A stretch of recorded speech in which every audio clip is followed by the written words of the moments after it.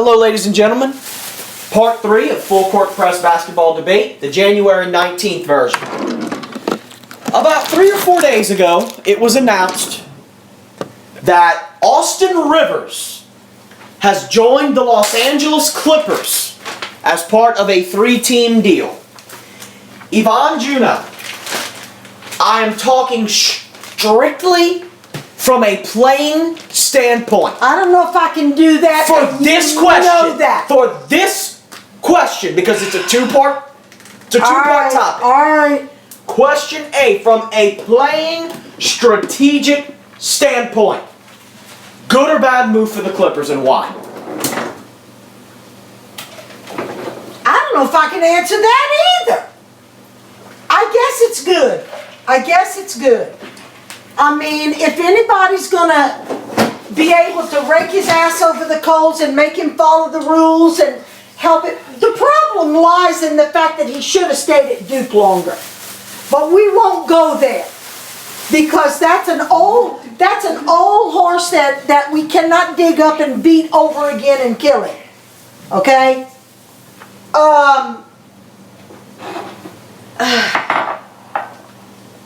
Let me say this. I think this can sum up both of our opinions on this, because I feel from a strategic standpoint, we know a lot about Austin Rivers. Okay, you and I? Yeah. Because he played for the Pelicans. We know how good he can be. Okay? Can be. There's no question that he's not there yet. He has to grow. Okay? The main thing is, Ivan, in the West, the deeper a team you have, the better. Of course. This gives the Clippers yet another right. very capable bench player. It's huge. Now, question B. Your thoughts on the father-son combo in Los Angeles? Okay, my thoughts. Personally, I think if anything, it's going to help Austin. Because I do not see Doc as one of those overprotective fathers who's going to put him in just for the sake of giving him minutes. Oh, he's not going to baby. And just for the sake of letting him play. Okay? He's not going to baby. So I do not see that part of it being an issue at all. Because Doc's just not that kind of guy. Well, no. Okay, I don't see that as an issue. Now, how does the rest of the Clippers fans and fan base feel?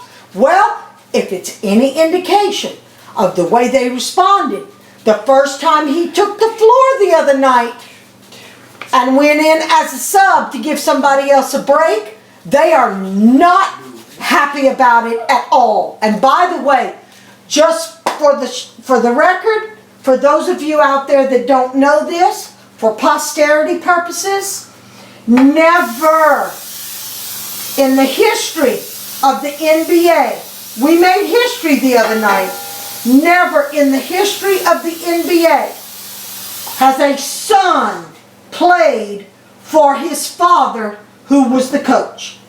So the minute Austin took the floor, we made history. And Austin got booed. Now, I don't know if it's just Austin that got booed or the fact that the fan base thought this is major nepotism and should not be happening. But you know what? Doc didn't leave him out there that long. So, if it's handled properly, which I think Doc will handle it properly, then I don't see a problem. And I see nothing negative about it. If anything, like you said, it's going to make the bench deeper for the Clippers. Now, if all of a sudden Austin starts getting time on the floor when somebody else should be out there, or they're running behind and Doc decides that the perfect person to put... But I don't see that happening. I just don't. Doc is too much of a professional to do anything like that. So, when it's all said and done, I know I drug this out, but when it's all said and done, I think that this is very beneficial for the Clippers. I do, however, think that it sucks just as much what they did to him in Boston as what they did to Nate. Don't agree to take somebody as part of a deal and then say, I don't want them. Luckily for Austin, it turned out good. Okay. I hope it turns out as well for Nate. There are two things. I want you to repeat what you said to our audience. How did we make history? This is the first time in the NBA's history that a player is playing on a team where his father is the coach. So how can we speculate? How can the Clippers if this is the first time that this has ever happened? I'm not saying it's gonna. I prefaced everything with if. I'm addressing the fans Okay. that booed him. Oh, I know, that was a shame. How can you speculate? I know, that was a shame because they think it's going to be favoritism. But if anybody has followed Doc's track record and Doc's history, they should know better than that. Well, let me tell you something else. Remember who else is on this team? Yeah. What position does Austin Rivers play? Point guard. And who's the point guard for the Clippers? Chris Paul. Hello. I don't see. Can you see? Wait. I'm not saying Chris Paul's going to teach Austin Rivers. The only time I see Austin Rivers, knowing Doc the way we do, based not personally, but on his occupational, his strategy, and the way he handles a team for as long as we've been watching him with the Boston Celtics and this year with the Clippers, I do not see him showing partiality. I do not see him showing favoritism. The only time I see him letting Austin go out on the floor is if Chris needs a break. That's not what I'm saying. I'm saying in practice. Uh-huh. Oh. Austin Rivers is going to learn not only from Doc Rivers, but Chris Paul. Are you kidding me? With the untapped potential that this kid already has? Let me remind you of who was the last protege of Chris Paul. Does a name come to mind? The name Darren Collison should come to mind immediately. Yeah, even though he's not doing that well right now. He's starting for Sacramento, averaging 17 and 7 a game. Yeah, but he's not doing as well as he did do. Okay, well, the point is, he's got a starting job. Okay? May I ask you a question? Taking you back 5 or 6 years, 7 or 8 years, what would you have given to be taught and to play and learn from Chris Paul? Just about anything? Yeah. Yeah. I'd do it again today. Yeah. Because if anything, he's improved as a player and as a teacher. Yeah. With age comes leadership. Yeah. Moving on. Because he's not conceited. I know And he's willing to share. You've been waiting to talk about this for a week. Mo Williams explodes for 52 points in a Minnesota win. Yvonne Juno, simple as the day is long. Your thoughts on Mo Williams' performance? Well, that's very simple. Up until that game, I didn't even know who Mo Williams was. And he did it again. He got how many points? Oh, yeah, like 27. Okay, but the point is... It's coming out of nowhere. He made a statement just like for, is it Minnesota, Oladipo? Orlando. I didn't know who Oladipo was. Well, since you don't, and since... Well, since these breakout players come out... Since you don't know who Mo Williams is, and probably since a lot of our new basketball fans don't know who Mo Williams is... Enlighten us. Let me enlighten y'all on exactly who Mo Williams is, and you only need to know this one stat. He went to college for 3 years. 2007, Yvonne, the NBA Finals, LeBron James' first NBA Final against San Antonio. Okay. when he played for Cleveland. Okay. Cleveland's starting point guard was Mo Williams. Really? Are you sure? I'm positive. Mo Williams. Why did they get rid of him? He's been around. Okay. Hiding behind the bushes till he could make his reappearance. Tell you what. Why did they get rid of him? I mean, he was there for 4 or 5 years, and then they had that rebuilding era with Kyrie Irving coming along, and Oh, well, okay. you know, all these guys coming along. Anderson So, Varejao. why all of a sudden, Ricky Rubio's out, and Minnesota needed a point guard. Well, let's put old Mo Williams in there. All right, he get you 52 points. Not Kobe, not Durant, not LeBron, Melo, Harden, Westbrook. so in other Mo words, Williams. so in other words, Get used to hearing the name. what's his name getting hurt was Mo Williams' opportunity to get back out there and shine and show people what he could do. Right. As far, I don't relish, and I don't have anything good to say about anybody getting hurt, but that's the best thing that could Well, it's an happen. opportunity. That's the best. Yeah, and if you don't seize an opportunity like that, shame on you. Right.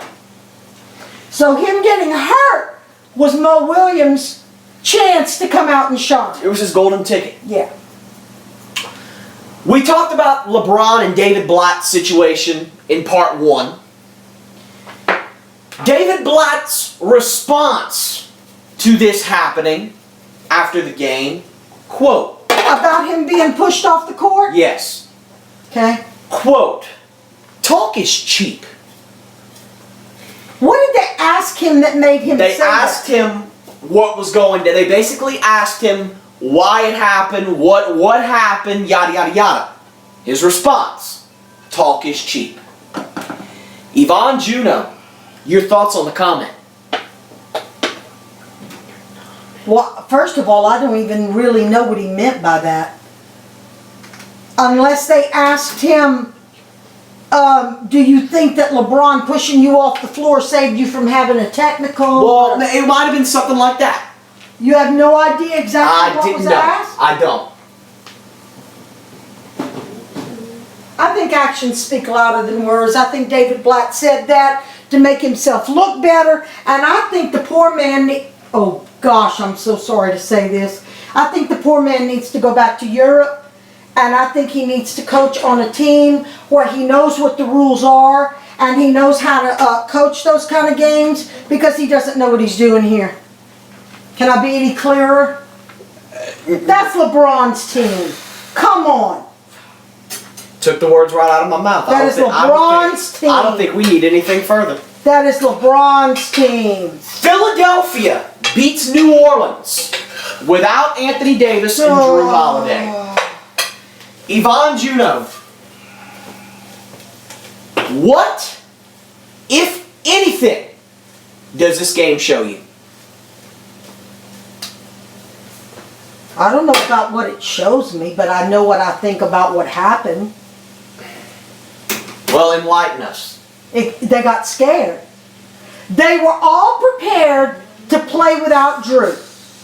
They already knew Drew was hurt. They already had anticipated that. They were prepared for it. They practiced for it. At the last minute, to find out that you're not only going to be without Drew, but you're going to be without your top scorer and your main player, to me, who's Anthony Davis. I think they got terrified. And I think it showed on the court. Okay. I think they got scared. And I think Michael Carter Williams came back. And I think they saw that the team was scared and they seized the opportunity to do something about it. Okay. I know before New Orleans won against Toronto, which we'll talk about 2 topics from now, there were some very bitter fans. There were some very confused fans. Okay, I'm gonna ease your concern. About what? Just hear me out. Okay. I want you to take any team in the NBA. Any team. And I want you to take their point guard out. And I want you to take their MVP out. Right. I'm going to name a few examples. Okay? Anybody would be terrified. Let's start with Chicago. Who's their point guard? Derrick Rose. Yeah. Look what And happened while he was out. For me, so far this season, their MVP is whom? Go ahead. Pau Gasol. So let's take Derrick Rose and Pau Gasol out. I'm sorry. Excuse me? That's a chunk. Cleveland. Kyrie Irving and LeBron. Go ahead, win without that. Right. Oklahoma City. Westbrook and Durant. We've already had an experience You can with that. forget it. Okay? Golden State. Let's take Curry and Klay Thompson out. Yep. Okay, Golden State is 9th without those guys. Or worse. Alright? My point is, this was not anything but a mishap. I'm not saying it was a fluke, because Philadelphia put up 96. Yeah. Okay? I'm saying that this shows me how much of an effect Holiday and Davis have on New Orleans. Oh, and it shows the value, Yvonne, of a point guard and an MVP type of player. Uh-huh. It just shows value. Yeah. Absolutely. Any team you take and you do that to, it's going to affect them. So that might ease up your feelings a little bit, because there were some very bitter fans after this loss. Calm down. Speaking of calming down, and this one is touchy. Go ahead. NBA analyst Greg Anthony arrested on a solicitation charge. We really going to talk about that? We have to address it. We don't have to talk about it in detail, but it is a huge headline. It needs to be addressed. Yvonne, some general thoughts. Okay. Very simple. Anytime you're part of the media, anytime you're a celebrity in any way, shape, or form, and let's be perfectly honest, news analysts, sports commentators, they may not be Tom Cruise. Brad Pitt. They may not be Brad Pitt. Channing Tatum. I mean, you could walk up to somebody that doesn't know anything about sports, and they would not be able to tell you who this person is. Okay? But anybody who follows any sports at all and knows who this person is, they're going to be in the spotlight. You don't show your face on national television and put yourself up there on that pedestal as being an analyst and being an authority and all this kind of stuff, and then go out and do something stupid like this and not have it affect the rest of your career. Okay? Now, what concerns me and where I'm going to have a problem is if they penalize him and if they dismiss him and if they just basically rake him over the coals, etc., etc. And you got people like Roethlisberger. I knew you were going to say that. And you got, I'm sorry. Okay. And you got the guys who are really the athletes. The Ray Rices. Okay. Okay, you know where I'm going with Okay, this. stop. Let me say this. The law should be the same for everybody. I agree, but let me say this. First off, my thoughts on this are very, very simple. Keep in mind this is only a charge. We don't know for a fact if he did it or if he didn't do Oh, it. it's an allegation. Okay. I know that. The point is, you obviously put yourself in that position. Uh-huh. You shouldn't put yourself in that position. Right. Okay. As far as your Roethlisberger Ray Rice thing goes, I agree 2,000% that the law should be the same for everybody. You're not going to stick a butt in there. Oh, I have to. But it's not. For one main reason. Because Greg Anthony works for TNT. Which is that's Turner. Okay? Right. Ted Turner. It's Ted Turner. Okay? Ted Turner don't put up with no crap like that. Right. The NFL is commissioned by Roger Goodell. Two completely different organizations. Should it be that way? Absolutely not. But the reality of it is that it is. I know that.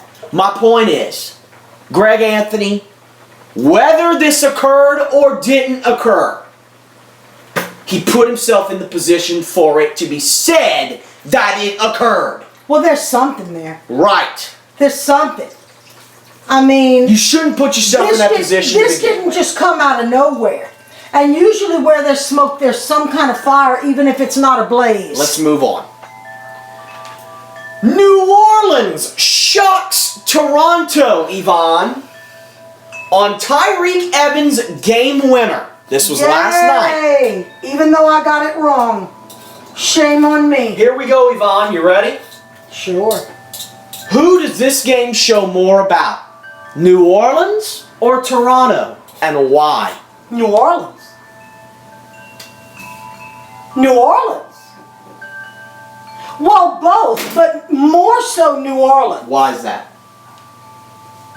Because it shows what they can do even without their two top stars. With their two top players. Philadelphia caught them off guard. They learned how to play without, and believe me, they were huffing and puffing. Okay? It shows me more about New Orleans, but it also shows me something about Toronto. Because I think Toronto went in there thinking, oh, this is an easy win. I think they did too.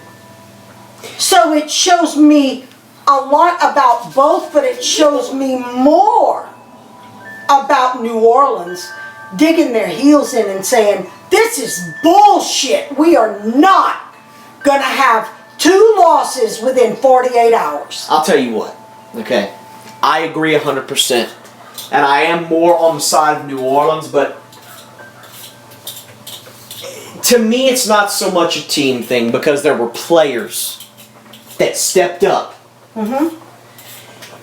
If anyone out there is not aware or has forgotten about the name Tyreek Evans, get the hell used to it. Allow me to reintroduce to you Reintroduce Tyreek Evans. my signature catchphrase by the legendary Jay-Z himself. Allow me to reintroduce you, ladies and gentlemen, to Tyreek Evans. Yep. 26 points. Laying it on Toronto. It's not just the points he made, it's the way he played. Let me reintroduce to you Alexi Ajinça. Oh, and he played 40 minutes of the game. Who? He has that is Wait. That is his all-time longest Who? on the floor. What's his name? Right. Alexi Ajinça. And he was wiped out. 22 points. He did not quit though. Matter of fact, allow me to reintroduce the entire NBA to the New Orleans Pelicans. Okay? Could they do that every night? Absolutely they could. If they did it without Drew and Anthony, they can damn sure do it every night of the week with them. Without Anthony. Every night? No. Okay. But with them? Yeah. Are you kidding me? Well, you see, that's the bad thing. They just proved what they can do even without their 2 stars.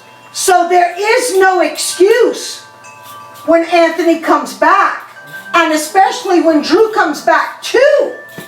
There's no excuse that they can lose to teams like Philadelphia and you follow what I'm saying? I hear you. Because then that means they're just getting lazy and they don't have their stuff together. Okay, Yvonne, let's do our local outlook for this week. Okay? Let's talk about the Pelicans this week. In about 30 minutes or so, the Pelicans will tip off against the Knicks. Okay? I'm trying to see if there's an update on AD's condition. I'm logging on to NBA.com now. I also want to know if there's a news bulletin about LeBron. Oh no, you said he was No, in the lineup. LeBron will play. Okay? Sorry for dead air. There is no update. Okay? Well, no update means that he's not going to play. Well, not necessarily. It could be game time. We don't know. The point is, very important game tonight because I don't want to say it's an easy win, but it's as easy as a win as you're going to get. Okay? Please don't say It's that. against You're the gonna worst. jinx It's us. against the worst team in the league. Okay? You're going to jinx us, and that breaks my heart for Carmelo. And if we win, we get above 500. Okay? We need to get above 500. Big game today. That tips off in actually 30 minutes. Then Wednesday night, we go back home to take on the Lakers. Another game that we can win. Okay? I'd like to interrupt you for a moment and add my comment and commentary that I made to you when we were off the air. Okay? If Monty's got a brain in his head, if there's any doubt whatsoever about if Anthony Davis is ready to play tonight, it would be much better because there's a 2-day break. There's tonight and tomorrow night. If there's any doubt about what kind of condition his foot, toe, or whatever is in, it would be much better to hold him out tonight, okay? Because we can win without him tonight than to maybe let him play tonight and then he can't play against the Lakers. I feel very, very strongly about that. But I'm not the coach. I can't make that decision. How do you feel about that? If you're going to leave him out tonight. I agree. Let him come back at home. Right. It's tough to say. It's tough to say. If you're going to hold him out, Then hold him out tonight. on So he can play Friday, against Kobe. on Friday we're at Minnesota. Okay, another winnable game. Okay. And then Sunday we're at home against Dallas. Okay. That one scares me. It does, and it should. Okay. We could have 3 wins this week. We could have 3 wins this week. Yeah, we said that last week too, and look what happened in Philadelphia. Let's get a little standings update. Okay. Okay. If the playoffs started today, Yvonne, in the East, the 1 seed Atlanta would face the 8 seed Brooklyn. The 2 seed Washington would play the 7 seed Miami. The 3 seed Toronto would play the 6 seed Cleveland. And the 4 seed Chicago would play the 5 seed Milwaukee.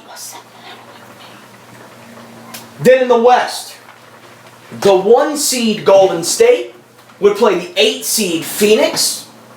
The 2 seed Portland would play the 7 seed San Antonio. The 3 seed Memphis would play the 6 seed Clippers.